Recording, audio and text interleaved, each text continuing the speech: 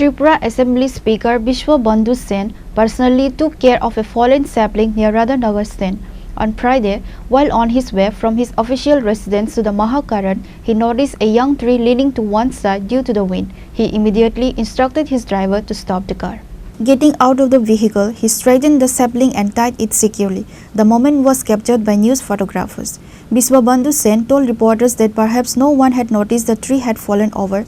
He added that there are many nature lovers who would have surely helped the sapling if they had seen it.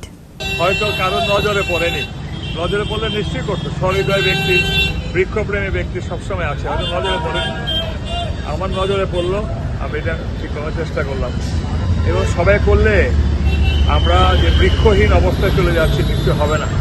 সকলে সচেতন হোক। আমি ধর্মনগরের মানুষ, ধর্মনগরে আমরা একটা বিশাল সচেতনতা গড়ে তুলেছি, বৃক্ষরোপণ, বৃক্ষ বিতর্ক করা। ধন্যবাদ। এটা তো বার্তা, এক পের মাকে নাম পর সবাই যদি এগিয়ে আসে নিজের মান নামে, যিনি জীবিত থাকুক, যিনি পৃথিবীতে না থাকুক, তাহলে বৃক্ষে বৃক্ষে ছয়লাভ হয়ে যাবে সারা আমাদের ভারতবর্ষ। আর ধর্মনগরে আমরা একটা স্লোগান দিয়েছি, ক্লিন ধর্মনগর, গ্রিন ধর্মনগর, লাভ ধর্মনগর। মিনিমাম 10 টাকা লাগানো উচিত বলে মনে করি, কারণ একটা গাছ যখন সে পরিপূর্ণ গাছ, সে যে পরিমাণ অক্সিজেন দেয়, এই পরিপূর্ণ গাছটা যে পরিমাণ কার্বন ডাইঅক্সাইড শোষণ করে, সেটা একটা ছোট বৃক্ষ লাগালে বড় হতে হতে তার যে সেই বৃক্ষটা যেটা গ্রহণ করে এবং বর্জন করে, সে মানে বৃক্ষ আমাদের অক্সিজেন দেয়। একটা ছোট গাছ লাগালে যেটা বড় হতে হতে ওই জায়গাটা কিন্তু ভ্যাকুয়াম হয়ে গেল।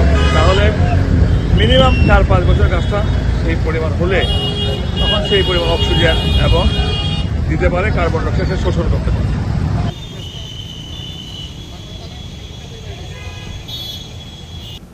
Reported by Amit from Agatla, Chini, Khorang.